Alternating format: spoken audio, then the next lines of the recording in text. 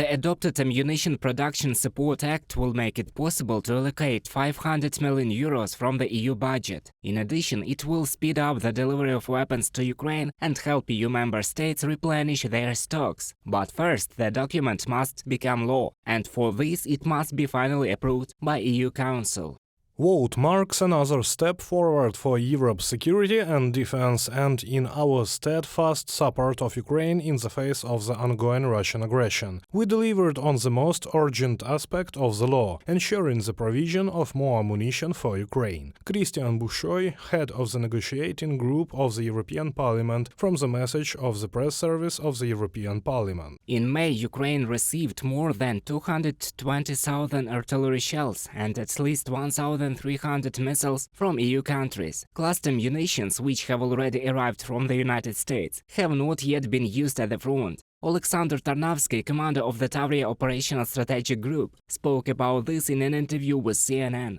We have just received cluster munitions and they can make a huge difference on the battlefield. The enemy will give up the part of the terrain where they can be used. The Russians think that we will use shells in all sectors of the front. This is very wrong, but they are very worried. Alexander Tarnavsky, commander of the Operational Strategic Grouping of Troops Tavria, in an interview with CNN.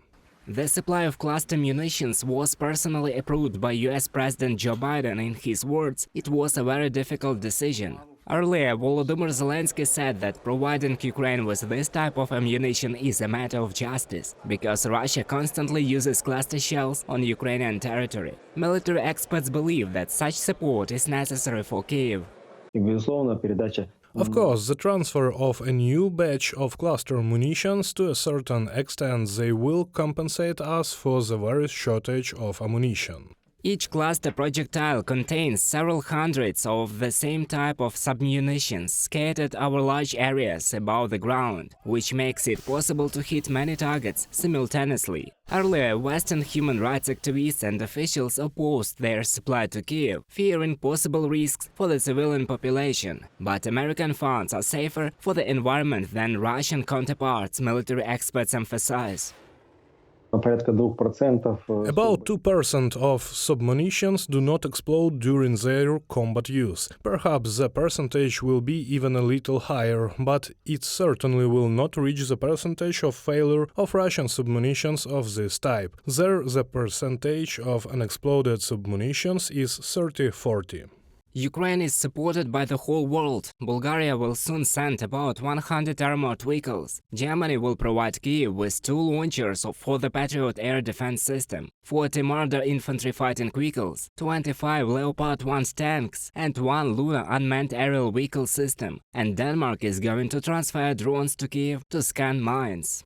These drones are used for non-technical inspection of territories, including water bodies, for the presence of explosive objects. This is the latest innovative approach to the survey of territories. Alexei Reznikov, Minister of Defense of Ukraine, on Twitter. The unique experience of the Ukrainian army at the front brings Ukraine closer to joining NATO, experts are sure. In their opinion, the results of the last summit in Vilnius showed that it was Ukraine that changed the alliance. The NATO-Ukraine Council was created. I think this is a fundamental change, because if 20 years ago there was such a perception that Russia could draw red lines and broadcast what Eastern Europe should do and how, now it is Ukraine that sets the tone in terms of what is required, who is the real threat, what type these threats are, how resist this. As a result of the Vilnius summit, Ukraine received security guarantees from the G7 countries. They will operate until Kyiv joins NATO. The G7 intends to supply more weapons, speed up intelligence sharing, help with cyber defense, and expand training programs for the Ukrainian military. In addition, the countries promised to provide urgent military assistance to Ukraine in the event of a new aggression from Russia in the future. Reported by Roman Smoler, Victoria Smirnova, UA TV News.